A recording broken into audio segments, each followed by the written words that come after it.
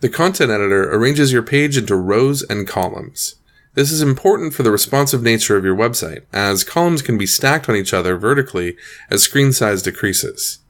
You can move rows by opening the row menu, then selecting up or down to move the row within the page. Click Add Row to add a new row. To vertically resize a row, move your mouse cursor between a row, then click and drag to resize the row.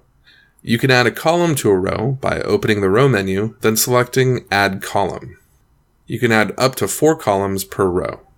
You can resize columns by moving your mouse cursor between them, then dragging to resize. A column can only be deleted if it does not contain any widgets. If the column is empty, just click the red X to delete it. Widgets are placed inside columns and can be easily moved by dragging and dropping them into different columns or rows. To edit a widget, click to open the Content Editor to see content options specific to the widget you are editing.